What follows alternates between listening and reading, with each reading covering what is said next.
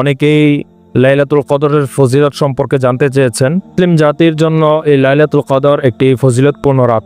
আল্লাহ রাসূল সাল্লাল্লাহু আলাইহি ওয়াসাল্লাম বলেছেন, ইন্না আনজালনাহু ফি লাইলাতুল কদর। এই রাতটা হচ্ছে এমন একটা রাত যে রাতে আল্লাহ রাব্বুল আলামিন পবিত্র কিতাব নাজিল করেছেন, এবং এই রাতটা হচ্ছে 1000 বছরের থেকে উত্তম।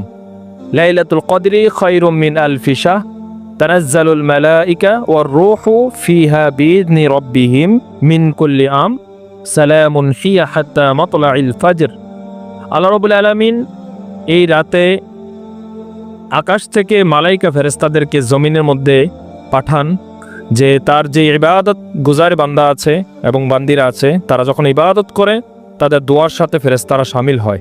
আল্লাহ রাসূল সাল্লাল্লাহু আলাইহি ওয়াসাল্লাম বলেন, রমজানের শেষ ভাগে লাস্ট 10 দিনের মধ্যে তোমরা লাইলাতুল কদর বিশ্রাতে থাকো।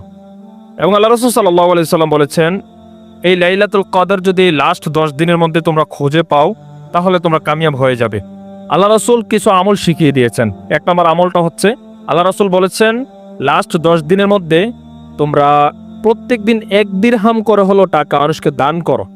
যদি 1 টাকা পারো, সমর্থ অনুযায়ী 1 টাকা করে মানুষকে দান করো লাস্ট 10 দিন। যদি ওই লাস্ট 10 দিনের মধ্যে একদিন যদি লাইলাতুল কদর হয় আর ওই একদিনের টাকাটা যদি তোমার কবুল হয়ে যায়, তাহলে 84 বছর তুমি 1 টাকা করে দান করলে যে সওয়াব পেতে, ওই সওয়াব আল্লাহ রাব্বুল আলামিন ওই একদিনের দানের কারণে দিয়ে দিবে। সুবহানাল্লাহ।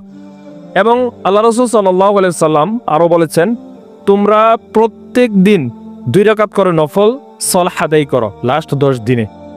তাহলে কি হবে?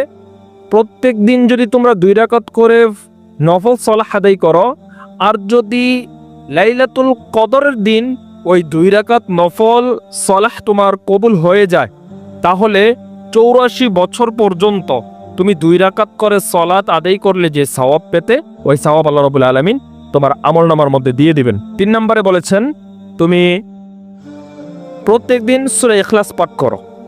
যদি প্রত্যেক দিন তুমি সূরা ইখলাস পাঠ করো, তাহলে যদি ওই রাতে লাইলাতুল কদর হয় আর ওই লাইলাতুল কদরের রাতে যদি তুমি সূরা ইখলাস পাঠ করতে পারো, তাহলে আল্লাহ রাব্বুল আলামিন 84 বছর পর্যন্ত, মানে 84 বছরের মধ্যে প্রত্যেক দিন কোরআন খতম একবার করে দিলে যে সওয়াব হতো, ওই সওয়াব আল্লাহ সুবহানাহু ওয়া তাআলা তোমার আমলনামায় দিয়ে দিবেন।